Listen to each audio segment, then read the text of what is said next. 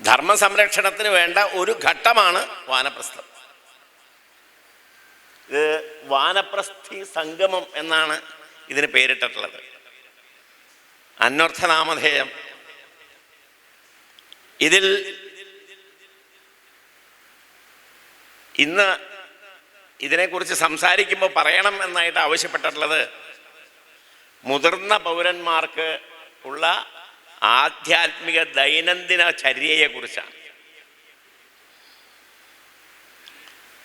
അപ്പോൾ ഇതിൽ 2-3 ചോദ്യങ്ങൾ ഈ ടൈറ്റിലിൽ നിന്ന് തന്നെ ഉണ്ടാവും. ഒന്ന്, ആരാണ് ഈ മുതിർന്ന പൗരൻ?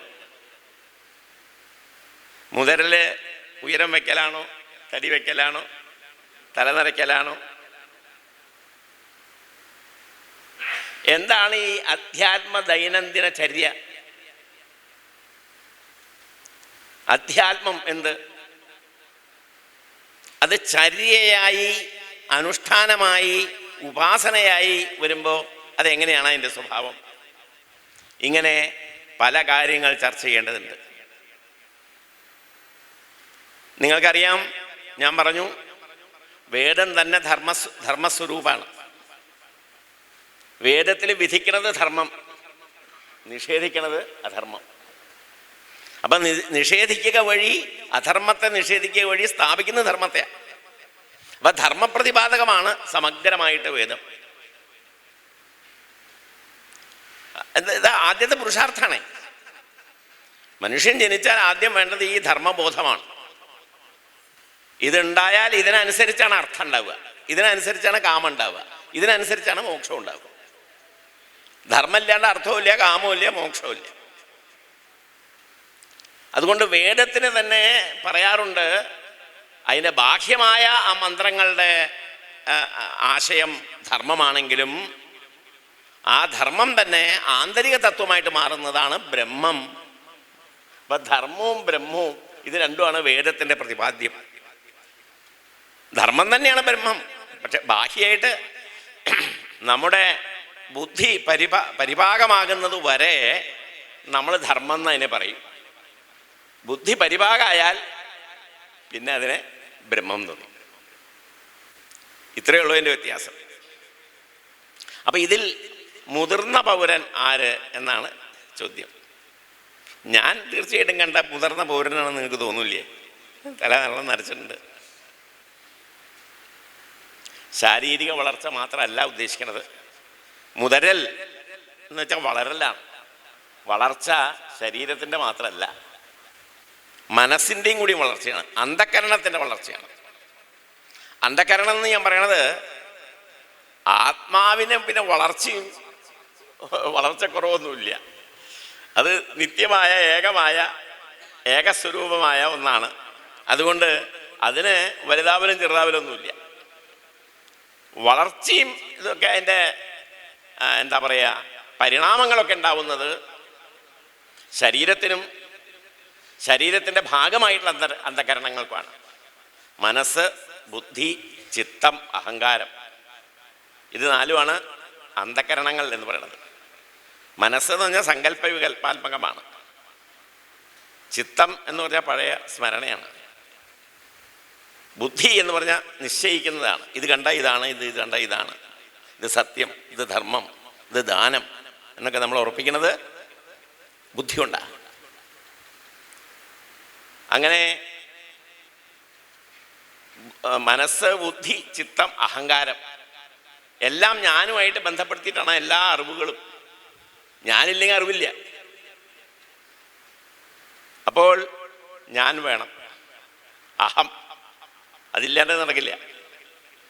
അപ്പം ലൗകികമായിട്ടുള്ള വിജ്ഞാനമൊക്കെ ഈ അഹത്തിൽ കിടന്നാണ് കളിക്കുന്നത്. അഹല്ലാണ്ട് ഒരു ജ്ഞാനവും ഇല്ല. വിജ്ഞാനം എന്നാണ് ഞാൻ പറഞ്ഞ കേട്ടോ, ജ്ഞാനം എന്നല്ല പറഞ്ഞത്. ഭാഗവതം ജ്ഞാനം വിജ്ഞാന സംയുതം എന്നൊരിക്കൽ പ്രയോഗിക്കും. ഒരിക്കലല്ല, പലകിലും പ്രയോഗിച്ചിട്ടുണ്ട്. എന്നിട്ട് വ്യാസൻ തന്നെ അതിനെ വ്യാഖ്യാനിക്കും. എന്താണ് വിജ്ഞാനം, എന്താണ് ജ്ഞാനം? ഉപനിഷത്തിൽ പറഞ്ഞിട്ടുള്ളതാണ്, വേദത്തിൽ പറഞ്ഞിട്ടുള്ളതാണിത്. ഭഗവാനത് കാവ്യരൂപത്തിൽ രസമാലയം എന്ന് ഭാഗവതത്തെക്കുറിച്ച് പറയുന്നില്ലേ? കാവ്യമാവുമ്പോഴാണ് രസമാലയമാവുക. വേദമന്ത്രങ്ങൾക്ക് അങ്ങനെ ഒരു കാവ്യത്വം അല്ല ഉള്ളത്, അതിനൊരു അധീശത്വമാണ്, ഒരു അധികാരിയാണ് വേദം. പ്രഭു പോലെ പ്രഭു എന്താ ചെയ്യുക? ആജ്ഞാപിക്കുകയും ചെയ്യുക. പക്ഷേ മിത്രങ്ങളാണെങ്കിൽ ഉപദേശിക്കുകയും ചെയ്യുക. പക്ഷേ കാവ്യം അങ്ങനെയല്ല, കാന്തയെ പോലെയാണ്, ഭാര്യയെ പോലെ. അവരുടെ വശ്യവാക്കുകളെ കൊണ്ട് അവൾ ഭർത്താവിനെ നല്ല വഴിക്ക് കൊണ്ടുവരും.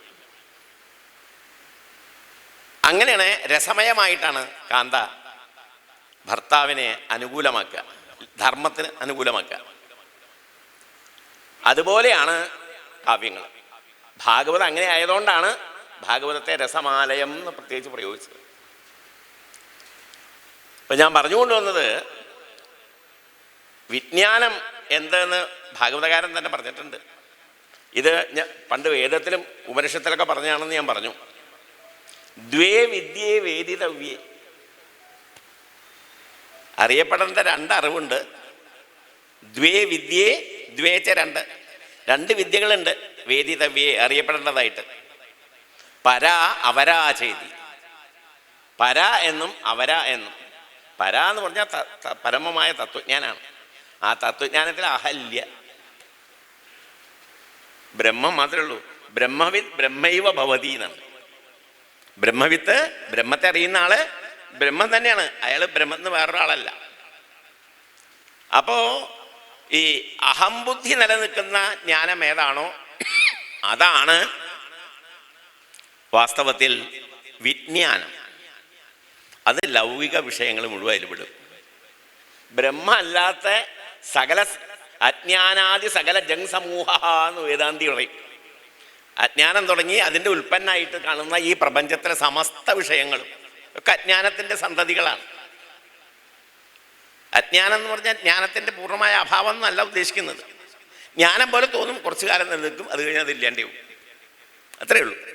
പ്രപഞ്ചത്തിലെ എല്ലാ പദാർത്ഥങ്ങളും അങ്ങനെയാണല്ലോ. പ്രപഞ്ചത്തിലെ ഏത് പദാർത്ഥവും ഇപ്പോൾ ഉണ്ട്, കുറച്ച് കഴിഞ്ഞാൽ ഇല്ല, നമ്മൾ ഉൾപ്പെടെ.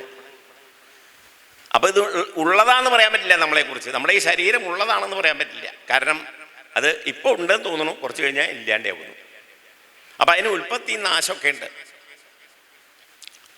അപ്പോൾ പക്ഷെ എന്നാൽ ഈ വിജ്ഞാനം ജ്ഞാനത്തിനെ പോലെ, തത്വജ്ഞാനത്തെ പോലെ അത്ര പ്രാധാന്യമുള്ളതല്ല എന്നുള്ളതുകൊണ്ട് അതെന്തിനാ അതിനെ ആശ്രയിക്കണത് എന്ന് ചോദിച്ചാൽ ശങ്കര ഭഗവത്പാദർ പറയും, അതാണ് മാർഗം.